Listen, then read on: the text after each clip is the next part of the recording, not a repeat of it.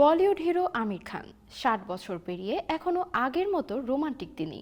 সম্প্রতি ছেলের অভিনীত সিনেমার ট্রেলার উদ্বোধনীতে এসে প্রেম নিয়ে খোলামেলা কথা বলেন বলিউডের এই খান। সেখানে প্রেম প্রসঙ্গে টেনে আনলেন নিজের দুই স্ত্রীর কথাও। সম্প্রতি জুনায়েদ খান এবং খুশি কাপুর অভিনীত লাভি আপা ছবির ট্রেলার প্রকাশ হয়েছে। সে প্রদর্শনীর অনুষ্ঠানে উপস্থিত ছিলেন আমির খান। আমিরের ছেলে জুনায়েদের একটি ভালোবাসার গল্পের মাধ্যমে ডেবু হলো। বছরের পর বছর রোমান্টিক সিনেমায় অভিনয় করার পর ওই ট্রেলার প্রকাশের অনুষ্ঠানে প্রেম নিয়ে খোলামেলা কথা বললেন আমির খান। আমির খান বলেন, আমি অনেক রোমান্টিক মানুষ, হয়তো এই কথাটি আপনার বোকা বোকা লাগবে, কিন্তু সত্যি আমি কতটা রোমান্টিক তা আপনি আমার দুই স্ত্রীর থেকে জেনে নিতে পারেন। শুধু ব্যক্তিগত জীবনে নয়, আমি রোমান্টিক সিনেমা দেখতে ভীষণ পছন্দ করি। আমির খান বলেন, আপনি যত বয়স্ক হবেন তত আপনি জীবনকে, আপনার চারপাশের মানুষকে বুঝতে শিখবেন।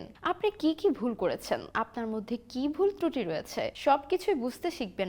আপনি বুঝতে পারবেন আপনার জীবন সঙ্গে সেই হতে পারবে যার সঙ্গে আপনি আপনার সারা জীবন নির্দ্বিধায় কাটিয়ে দিতে পারবেন। ভালোবেসে অভিনেত্রী রীনা দত্তর সঙ্গে প্রথমবার সংসার বাঁধেন আমির খান। ১৯৮৬ সালে কয়েক বন্ধুর সহযোগিতায় রেজিস্ট্রার অফিসে বিয়ে সারেন রীনা ও আমির। তাদের দাম্পত্য জীবনে দুটি সন্তান, জুনায়েদ ও ইরা। ২০০২ সালে এই দম্পতির বিবাহ বিচ্ছেদ হয়। রীনার সঙ্গে বিচ্ছেদের পর কিরণ রায়ের সঙ্গে আমিরের ঘনিষ্ঠতা বাড়তে থাকে। এই অভিনেতার লাগান সিনেমার সেটেই তাদের পরিচয় হয়। একসময় বন্ধুর থেকে প্রেম এবং ২০০৫ সালে এই জুটির বিয়ে হয়। এই সংসারে আজাদ রাউর খান নামে একটি পুত্র সন্তান রয়েছে। ২০২১ সালের ৩ জুলাই যৌথ বিবৃতিতে বিচ্ছেদের ঘোষণা দেন এই যুগল।